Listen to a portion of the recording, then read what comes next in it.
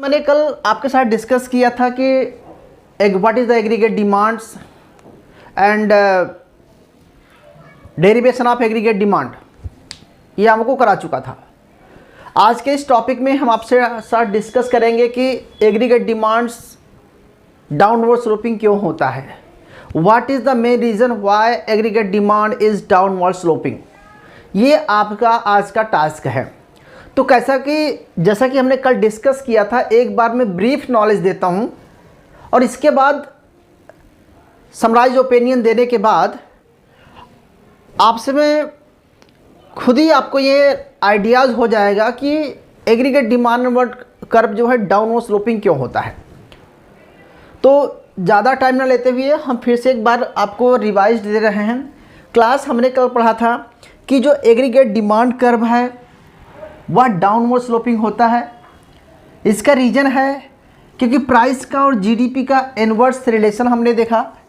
हमने ये देखा कि जब मार्केट में प्राइस बढ़ता है तो उस टाइम जो है जैसे प्राइस बढ़ेगा मार्केट में हमारी एग्रीगेट डिमांड्स फॉल हो जाती है, क्योंकि जैसे ही मार्केट में प्राइस इंक्रीज होता है क्लास, हमारी एग्रीगेट डिमांड्स फॉल हो जाती है।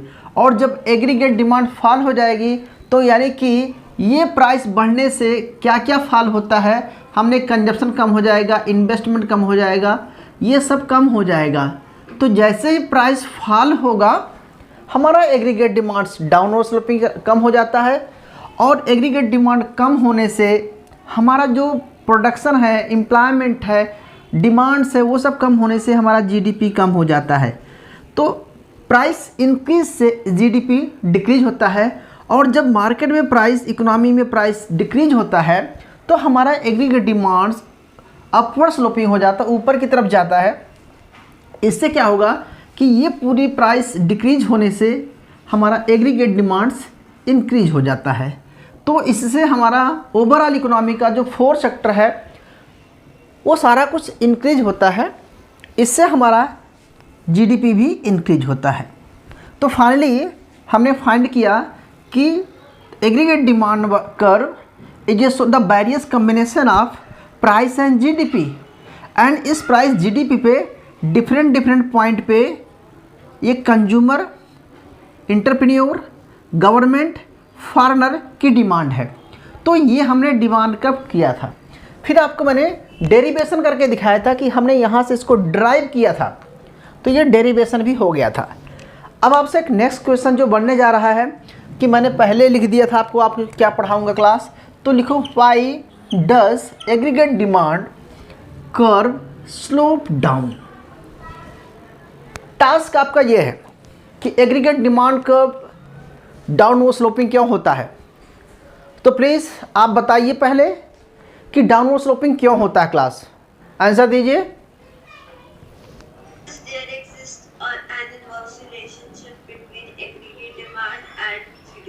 Yes, so aggregate demand and price का इन्वर्स रिलेशन होता है और aggregate demand is equal to total income होती है।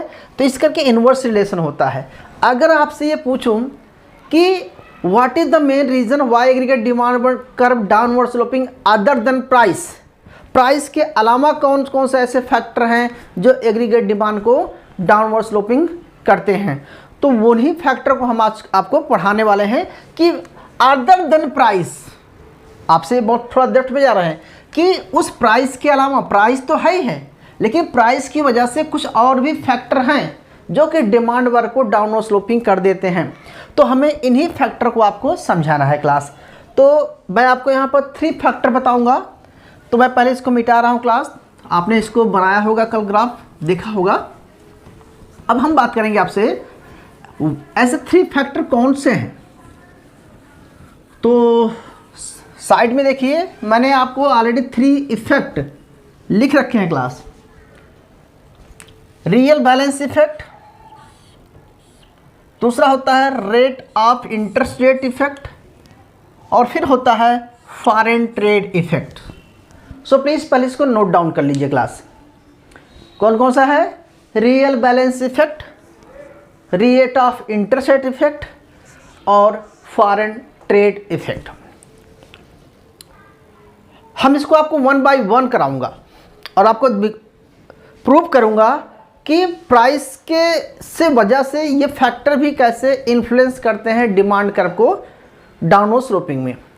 तो पहला फैक्टर क्लास लीजिए, इसको हम रियल बैलेंस इफेक्ट बोलते हैं। आपको थोड़ा सा रिकॉल करना पड़ेगा, क्लास बहुत पहले की बात है, पिछले सेमेस्टर में पढ़े थे, पिछले सेमेस्टर में आपने कैश बैलेंस थ्योरी पढ़ा था, याद है, जिसे हम पीगू की थ्योरी पढ़े थे और कैम्ब्रिज कैश बैलेंस थ्योरी पढ़े थे। तो वहाँ पर आपको मैं एक चीज़ दिखाया था क्लास कि M/P बताए थे, थोड़ा सा याद करो, M/P क्या है। M/P ये था मनी की वैल्यू, इसे आप परचेजिंग पावर बोलते हैं। क्या बोलते हैं सर? Purchasing power. थोड़ा सा याद कीजिए तो याद आएगा। यानी कि ये मनी की डिमांड है, यानी कि मार्केट में क्लास जब प्राइस बढ़ जाता, ध्यान समझना, जब मार्केट में, ठीक है, जब मार्केट में प्राइस इंक्रीज हो जाता है तो मनी की वैल्यू क्या होती है, कोई बताएगा? इफ मार्केट में प्राइसेस इंक्रीज हो जाता है तो मार्केट में मनी की वैल्यू क्या होती है क्लास? कोई बताएगा? याद नहीं आ रहा? और अगर मार्केट में प्राइस डिक्रीज हो जाता है तो मनी की वैल्यू क्या होती है? यानी कि जब हमारी इकोनॉमी में मार्केट में प्राइस बढ़ जाता है क्लास, तो हमारी परचेजिंग पावर क्या होती है? कम हो जाती है। क्या हो जाती है? परचेजिंग पावर आपकी हमारी कम हो जाती है, परचेजिंग पावर डिक्रीज होती है। नहीं समझे आप? कि जब मार्केट में जो चीज़ पहले सस्ते रेट में मिलती थी, आप ऐसा कर सकते हैं कि जो चीज़ पहले 10 रुपये की मिलती थी, अगर वही चीज़, वही गुड्स अगर 15 रुपये की हो जाएगी, 20 रुपये की हो जाएगी, तो वो जो पैसा आपके पास है वो उस चीज़ को परचेज नहीं कर पाएगा। सपोज दैट आपके पॉकेट में 100 रुपीज़ पड़ा हुआ है, तो 100 रुपये से आप मान के चलो कि 1 लीटर पेट्रोल खरीद लेते हैं। अगर पेट्रोल का रेट 120 रुपीज़ पर लीटर हो गया, तो क्या वो 100 रुपीज़ 1 लीटर पेट्रोल खरीद पाएगा? नहीं खरीद पाएगा। तो ये मेरा कहने का मतलब यह है कि जब मार्केट में प्राइसेस बढ़ जाता है तो जो मनी आपके पास है, उसकी वैल्यू क्या हो गई? उसकी परचेजिंग पावर कम हो गई। पॉइंट क्लियर हुआ कि परचेजिंग पावर का मतलब होता है कि वो मनी क्या परचेज कर सकती है। तो जब मार्केट में प्राइस बढ़ जाता है तो आपकी परचेजिंग पावर क्या होती है क्लास? कम हो जाती है। और जब आपकी परचेजिंग पावर कम हो जाती है तो आपकी कंजप्शन क्या होती है? ओके, जब आपकी कंजप्शन कम हो जाएगी तो मार्केट में डिमांड, इन्वेस्टमेंट क्या हो जाएगा? कम हो जाएगा, क्योंकि आप डिमांड नहीं कर रहे हैं। जब आपकी कंजप्शन कम हो जाएगी मार्केट में तो एग्रीगेट डिमांड क्या हो जाएगा? कम हो जाएगा। एग्रीगेट डिमांड्स कम हो जाएगा, और जब एग्रीगेट डिमांड कम हो जाएगा तो डिमांड जो है मार्केट में कम हो जाएगी, तो जीडीपी क्या होगा? कम हो जाएगा। अब आपको समझाता हूँ। देखिए क्लास, जब आपने ही बोला अभी कि जब मार्केट में प्राइस बढ़ेगा, जब मार्केट में प्राइस बढ़ेगा तो मनी की वैल्यू क्या हो जाती है? आपकी कम हो जाती है, यानी कि M/P फॉल हो जाता है। जब मनी की वैल्यू फॉल हो जाती है तो आपकी परचेजिंग पावर जो है, मनी की वैल्यू कम हो गई, परचेजिंग पावर कम हो गई, तो मनी की वैल्यू कम हो गई तो आपका रियल मनी बैलेंस, जिसे बोलते हैं रियल बैलेंस, आपका जो रियल बैलेंस है, ठीक है, रियल बैलेंस इफेक्ट क्या होगा? रियल बैलेंस इफेक्ट यहाँ पर ये दिखाता है कि आपके मनी की वैल्यू कम हो गई है। जब मनी की वैल्यू कम हो जाएगी तो आपकी जो डिमांड है, यानी कि आपकी कंजप्शन, डेल्टा सी, यानी कि आपका कंजप्शंस कम हो जाएगा। और जब आपका कंजप्शन कम हो जाएगा क्लास, तो हम ऐसा कहते हैं कि जब कंजप्शन कम हो जाता है तो मार्केट में क्या होता है कि एग्रीगेट डिमांड्स भी क्या हो जाती हैं, कम हो जाती है। हमें यही प्रूव करना है कि जब प्राइस बढ़ जाएगा तो एग्रीगेट डिमांड्स कम हो जाएगा। और दूसरा तरीका है क्लास कि अगर मार्केट में प्राइस कम हो गया, मार्केट में प्राइस कम हो गया तो आपकी मनी की वैल्यू क्या हो जाती है, इंक्रीज। देन एम अपान पी क्या होता है, मतलब मनी एम अपान में रियल मनी बैलेंस ये क्या हो जाता है, इंक्रीज। इसको रियल मनी बैलेंस बोलते हैं क्लास। मतलब जो प्राइस की वजह से जो मनी की डिमांड चेंज हो रही है, रियल मनी बैलेंस इंक्रीज होता है। इससे क्या होगा, कंजप्शन आपका इंक्रीज होगा। कंजप्शन इंक्रीज होगा तो एग्रीगेट डिमांड्स क्या होगा, इंक्रीज होगा। सॉरी बोलो, एग्रीगेट डिमांड इंक्रीज होगा। तो क्लास इसको क्या बोलेंगे आप प्लीज बताइए, real balance effect. Real balance का इफेक्ट मतलब होता है कि मार्केट में प्राइस के बढ़ने और घटने से हमारा जो रियल मनी बैलेंस है वो कम और ज़्यादा हो जाता है।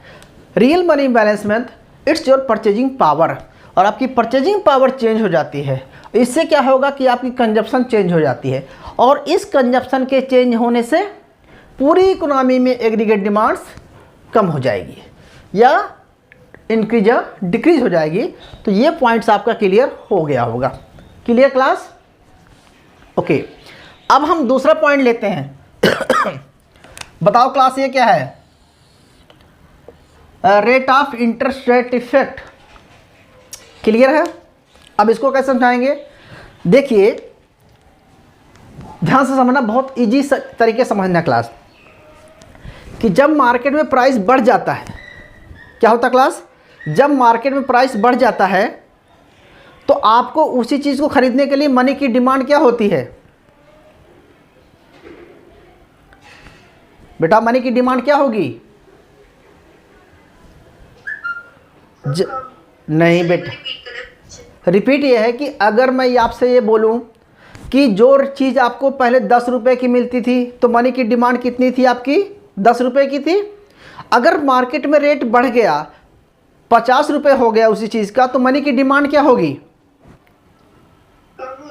अरे मनी की डिमांड बढ़ेगी ना, बढ़ जाएगी सर। एक वो परचेजिंग पावर है, कंफ्यूज हो गई। ओके, सेम यहाँ पर भी वही कह रहा हूँ कि जब मार्केट में प्राइस बढ़ेगा तो मनी की डिमांड्स बढ़ेगी। ओके, और जब मनी की डिमांड बढ़ेगी तो मनी की सप्लाई तो एक टाइम पे क्या होती है, कांस्टेंट होती है। प्लीज नोट डाउन, आपने पिछली क्लास में ये पढ़ा था, ये है मनी की सप्लाई और ये है क्लास मनी की डिमांड, पढ़े थे? क्लियर है? और ये था क्लास इंटरेस्ट रेट, याद है आपको? थोड़ा सा याद कीजिए। अच्छा, ये पढ़ा था आपने, हमने पिछली क्लास में ISLM मॉडल में। भाई कुछ तो बताओ, ये मनी मार्केट है, it is a money market.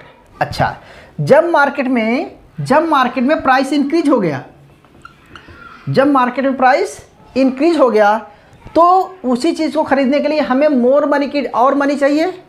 We need more money for purchase same goods. तो मनी की डिमांड क्या हो जाएगी, प्राइस बढ़ने से मनी की डिमांड क्या होगी, इंक्रीज हो जाएगी। तो मनी की डिमांड हमारी क्लास इंक्रीज हो गई। ओके, और जब मनी की डिमांड इंक्रीज हो जाएगी तो मार्केट में इंटरेस्ट रेट क्या होगा, मनी की डिमांड इंक्रीज करने से मनी सप्लाई कांस्टेंट है, इसका इफेक्ट पड़ेगा कि मनी सप्लाई तो कांस्टेंट होती है, इसकी वजह से मनी की डिमांड इंक्रीज होने से मनी सप्लाई कांस्टेंट रहती है, इससे हमारा इंटरेस्ट रेट इंक्रीज हो जाएगा। और जब मार्केट में इंटरेस्ट रेट इंक्रीज हो जाएगा तो आपका इन्वेस्टमेंट क्या होता है, बोलो यार, कम हो जाता है। इन्वेस्टमेंट कम हो जाएगा क्लास। और जब आपका इन्वेस्टमेंट कम हो जाएगा तो एग्रीगेट डिमांड क्या हो जाएगा, ओके, देन एग्रीगेट डिमांड्स कम हो जाएगा।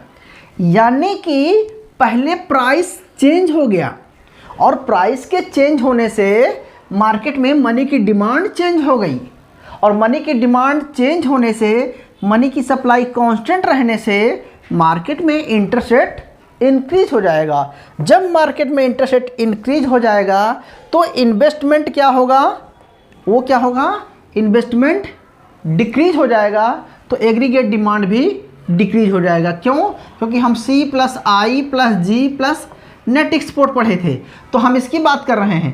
पहले हमने इसकी बात किया था, C की बात किया था रियल वाले में। अब हम I की बात कर रहे हैं क्लास।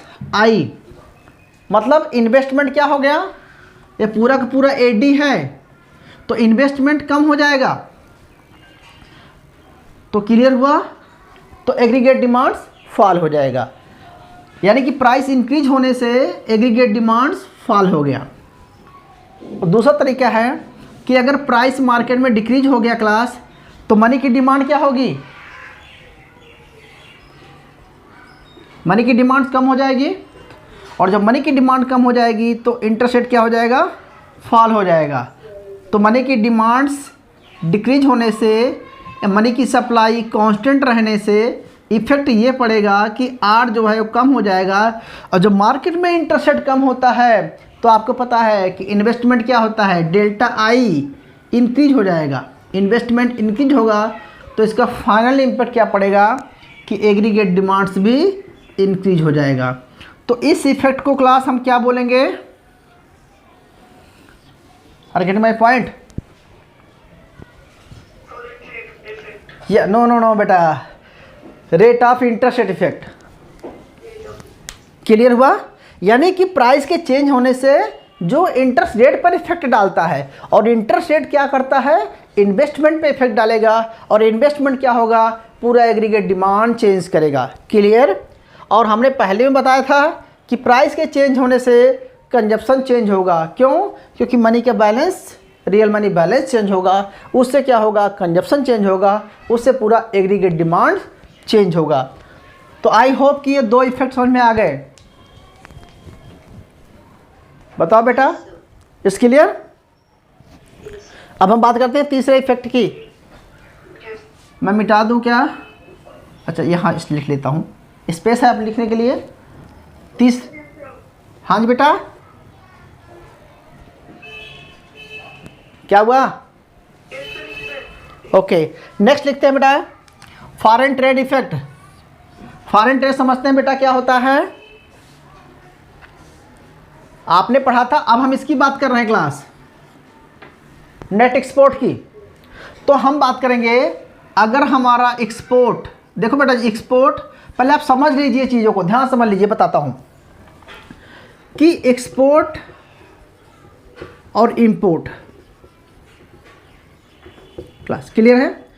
आपका एक्सपोर्ट इंक्रीज होगा क्लास, और एक्सपोर्ट इंक्रीज होने से, और अगर इंपोर्ट आपका डिक्रीज हो जाएगा तो आपका नेट एक्सपोर्ट क्या होगा क्लास, पॉजिटिव या नेगेटिव?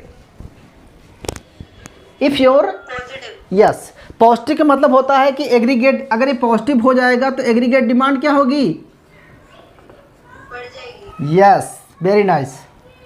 और क्लास अगर मैं बोलूं कि आपका एक्सपोर्ट कम हो जा रहा है और आपका इंपोर्ट बढ़ जा रहा है, तो इसकी वजह से क्या होगा कि आपका नेट एक्सपोर्ट नेगेटिव, नेगेटिव, यानी तो आपका एडी क्या हो जाएगा, कम हो जाएगा। ओके, तो अब ये आपको ये समझना है कि यार एक्सपोर्ट बढ़ता है, इंपोर्ट कम होता है, तो ये कब होता है हमारी इकोनॉमी में, प्राइस बढ़ने से या प्राइस घटने से?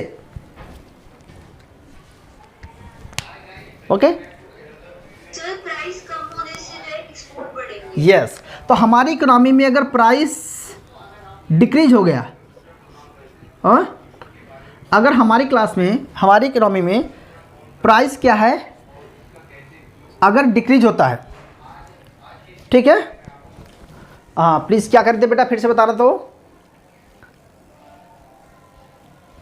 वंशिका क्या कर रहे थे, फिर से बताना। सर मैं कह रही थी कि अगर हमारा, अगर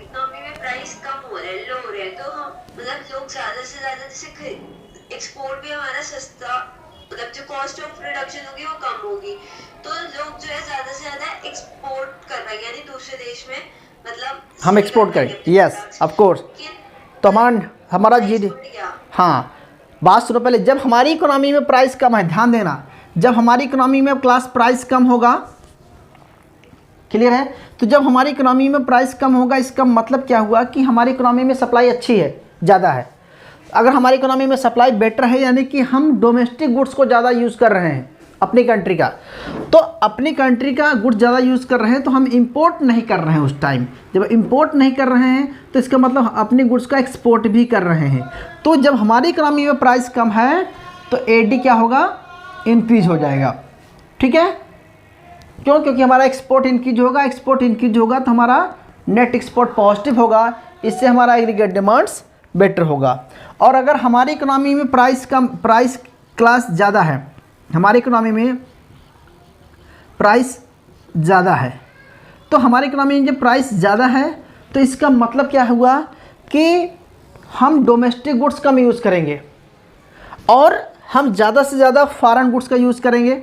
ऐसा कर सकते हैं कि जब हमारी इकोनॉमी में प्राइस ज़्यादा है इसका मतलब हम एक्सपोर्ट नहीं कर पा रहे हैं, हमारे यहाँ सप्लाई ही शॉर्टेज है ऑलरेडी। तो आप इस तरह से समझ सकते हैं, इस केस में हमारा एक्सपोर्ट कम रहेगा, हमारा इंपोर्ट ज़्यादा रहेगा, तो हमारा नेट एक्सपोर्ट भी क्या रहेगा, कम रहेगा, तो ओवरऑल एग्रीगेट डिमांड्स कम हो जाएगी। तो प्राइस की वजह से, ये प्राइस हाई की वजह से प्राइस हाई हो जाएगा, तो प्राइस लो होगा तो एग्रीगेट डिमांड ज़्यादा होगा, और प्राइस लो होगा तो प्राइस हाई होगा तो एग्रीगेट डिमांड्स लो होगा। अब आपको ये बताना है क्लास कि प्राइस की वजह से नेट एक्सपोर्ट पर जो इम्पैक्ट पड़ता है हमें उसको देखेंगे, इसे बोलते हैं foreign trade effect. So foreign trade effect कहाँ से आएगा क्लास? प्राइस के चेंज होने से एक्सपोर्ट इंपोर्ट चेंज होता है, इससे हमारा नेट एक्सपोर्ट चेंज होता है, उससे हमारा एडी इंक्रीज और डिक्रीज होता है। क्लियर हुआ क्लास? तो हमने 3 इफेक्ट देखा, वो 3 इफेक्ट क्या हैं?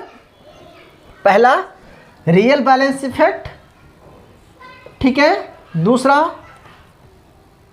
Rate of interest rate effect, और तीसरा फॉरेन ट्रेड इफेक्ट। ये तीनों इफेक्ट आपको क्लास समझ में आ गया होगा, प्लीज़ बताइए। आई होप कि ये तीनों इफेक्ट समझ में आ गए होंगे। आपको फिर से समराइज करता हूँ कि जब प्राइस इंक्रीज डिक्रीज होगा तो परचेजिंग पावर इंक्रीज डिक्रीज होती है, इससे एग्रीगेट डिमांड इंक्रीज डिक्रीज होगा। और जब दूसरा है कि जब आपका प्राइस इंक्रीज डिक्रीज होगा तो इंटरेस्ट रेट इंक्रीज डिक्रीज होगा, उससे इन्वेस्टमेंट इफेक्ट होगा, एग्रीगेट डिमांड इंक्रीज डिक्रीज होगी। और प्राइस की वजह से हमारा एक्सपोर्ट इंपोर्ट डिक्रीज इंक्रीज होता है, इससे क्या होगा कि हमारा नेट एक्सपोर्ट इंक्रीज डिक्रीज होता है। तो इन तीनों की वजह से भी हमारा एग्रीगेट डिमांड्स डाउनवर्ड स्लोपिंग आता है। तो ये पॉइंट्स क्लियर हो गए होंगे कि why does aggregate demand downward sloping. इसका मेन रीज़न क्या है? मेन रीज़न है प्राइस है। अदर देन प्राइस कौन से फैक्टर हैं? तो these are other than price factor. So class ये बात क्लियर हुई होगी। अगर कोई डाउट है तो प्लीज़ बताइए, या हम नेक्स्ट टॉपिक स्टार्ट करें।